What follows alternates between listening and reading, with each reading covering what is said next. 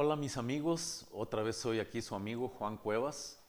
¿Quién soy yo? Soy su amigo, es todo. Eh, Tengo una vida larga, 63 años, y el día de hoy les voy a hablar un poquito de mi testimonio. Sí, mi testimonio. Mi testimonio en mi vida, que es lo más importante que ha habido en mi vida. Tengo un libro que publiqué, se llama Edilia, el testimonio de su padre, está en inglés y en español. Y les voy a platicar un poquito, es un tema muy largo, voy a tratar de ser breve. Eh, Mi hija era una niña hermosa, hermosa en todos aspectos. Su corazón, ella desde muy chiquita entendió el Evangelio, muy chiquita, se hizo creyente, toda su vida fue creyente. Eh, Les voy a hablar un poquito de mí primero. Cuando yo era niño, eh, yo crecí en una familia muy católica, me llevaban a misa todos los domingos, a veces varias veces al día en un domingo. Mi mamá iba a su misa todos los domingos. Yo de hecho quería ser padre, quería ser sacerdote católico cuando empecé a tener uso de conciencia. Eh, ya cuando tenía 12 o 13 años y empecé a ver que me gustaban las niñas mucho, dije, no, creo que no tengo capacidad de ser sacerdote. Pero hubo una cosa más importante en mi vida, hubo muchas cosas que pasaron que me hicieron conocer que había mucha corrupción en la iglesia. Entonces llegó el momento que yo decidí que yo ya no creía en nada, me hice prácticamente ateo, aunque en aquel entonces yo solía decir soy ateo, gracias a Dios. Eh, Salí de México cuando tenía 29 años, vine a Estados Unidos, vine primero solo, ya estaba casado, tenía a mi hija, a mi hijo muy chiquito. Y en esa ocasión, estando solo, en un tiempo de mucha soledad, un día yo le pregunté a Dios, Dios, ¿existes? ¿Qué hago yo aquí solo? ¿Qué estoy aquí haciendo? Tenía un trabajo donde tenía que caminar a un perro, estaba el otoño, frío. En fin, yo hice esa pregunta directa a Dios. ¿Qué estoy haciendo aquí? ¿Existes? ¿Te llamas Alá? ¿Te llamas Buda? ¿Te llamas Krishna? Como te llamas, ya traté a Jesús y no me resultó. Eso es lo que yo pensaba. Yo hice esta pregunta auténtica y le dije, si en realidad existes, revélate a mí. Bueno, como por coincidencia se presentaron las cosas y es una historia larga, pero ese día acabé conociendo a un hombre que me invitó a una iglesia. eh, Era una iglesia bautista, pero ahí me presentaron el Evangelio, que es la salvación por fe en Jesús, y entendí que el Evangelio no lo había entendido yo nunca. Yo creía en otro Jesús, un Jesús que había pagado por mis pecados, pero ahora yo tenía que seguir pagando para ganarme el cielo.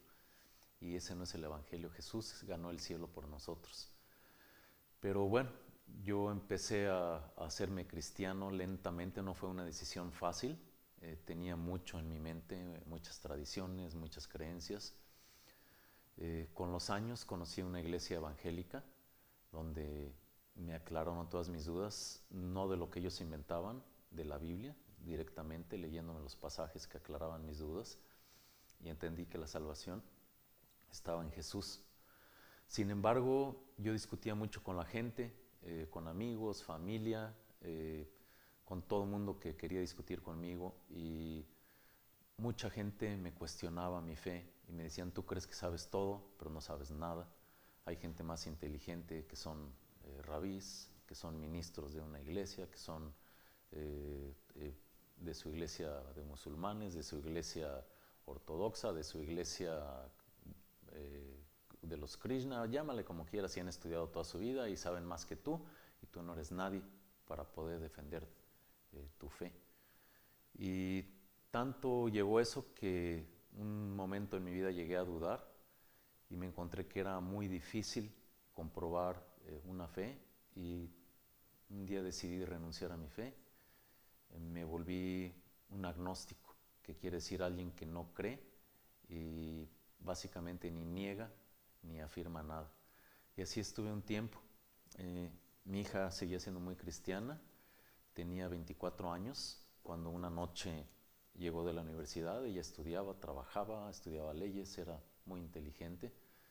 y estaba muy contenta porque le había ido bien en su examen y se fue a dormir y al ratito nos despertó porque le dolía la cabeza. La llevamos al hospital y a los pocos minutos ya estaba en estado de coma, tenía un derrame cerebral. Eh, bueno, yo estaba destrozado.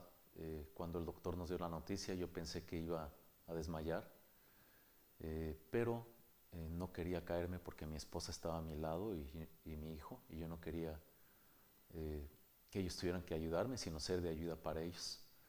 Pero mi esposa seguía siendo cristiana, aunque yo ya no lo era, y ella fue la que respondió y dijo: si esa es la voluntad de Dios, la tomaremos. No sabíamos si iba a sobrevivir, estaba en el hospital, al día siguiente le hicieron una cirugía y pues el doctor nos dijo que había que esperar al menos 72 horas por los resultados.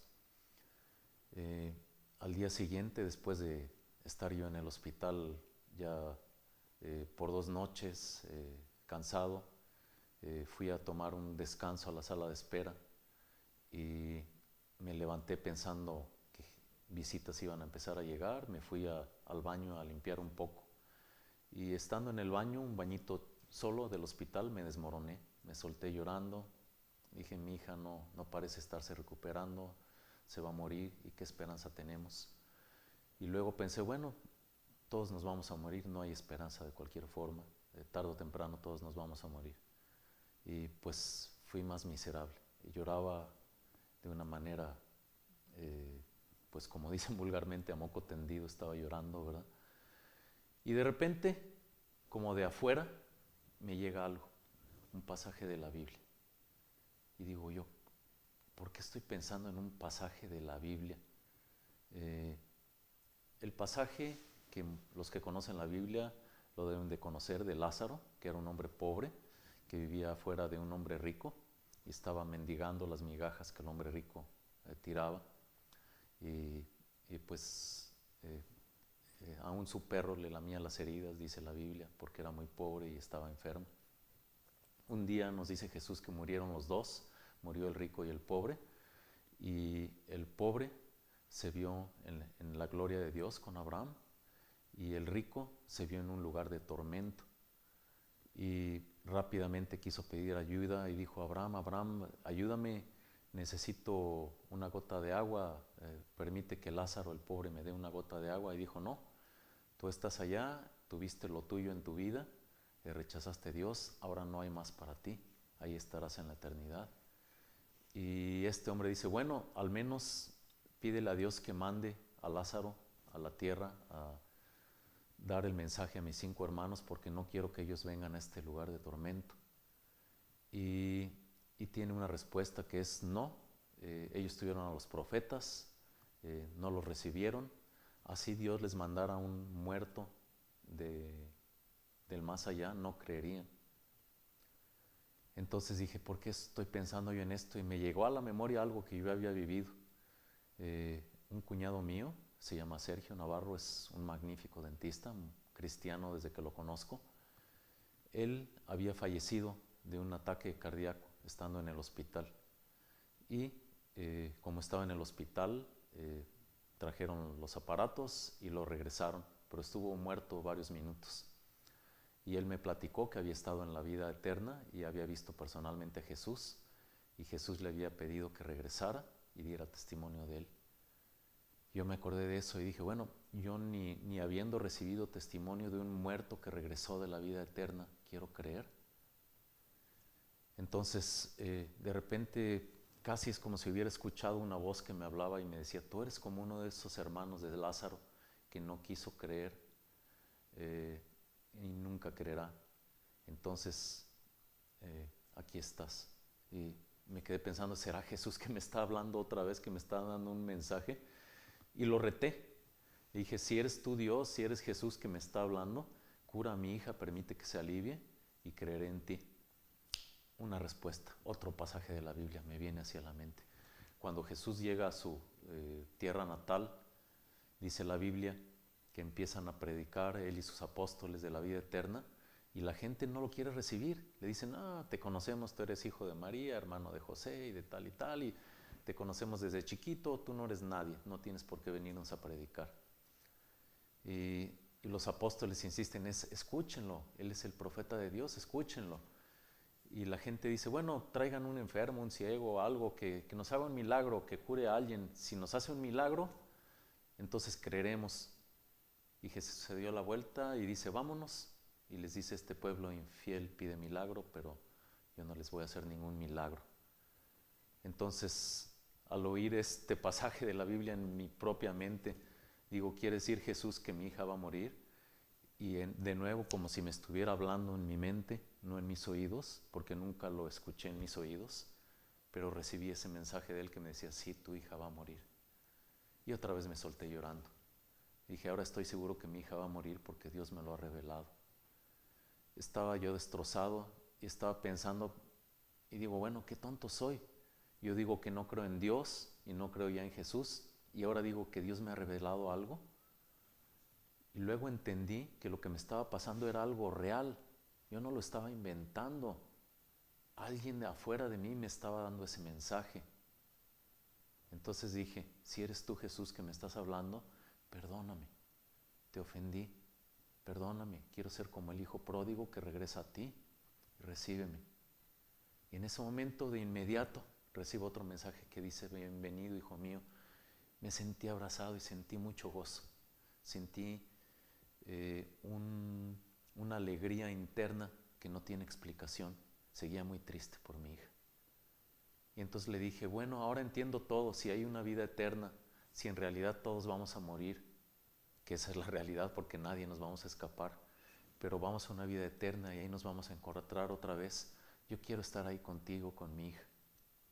Y me dijo, solo confía en mí. Entonces me llegó otro pensamiento y dije, quizás esto le está pasando a mi hija porque yo fui infiel, porque yo renuncié a mi fe, porque fui malo.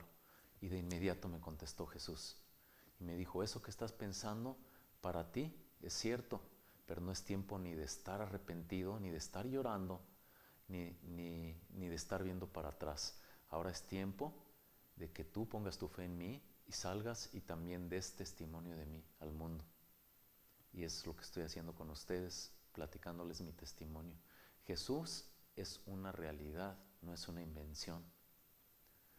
Al día siguiente salí del hospital con la noticia de que mi hija pues estaba técnicamente muerta. A los pocos días sus órganos fueron donados para mucha gente que los recibió y fue bendecida por la muerte de ella. Pero la mayor bendición que dejó ella fue su testimonio, que en donde quiera que fue, le platicó a la gente de Jesús y les platicó del verdadero evangelio de Dios, que es la fe en Jesús. Por eso yo quise hacer este libro, donde cuento más a detalle mi historia y muchas otras más historias, como la historia de mi hija. Si a ustedes les interesa, lo pueden encontrar en el internet, se lo recomiendo. Edilia, el testimonio de su padre. Edilia. Pues si les gusta el video, ya saben qué hacer. Los quiero mucho a todos, les deseo lo mejor. Muchas gracias por su atención.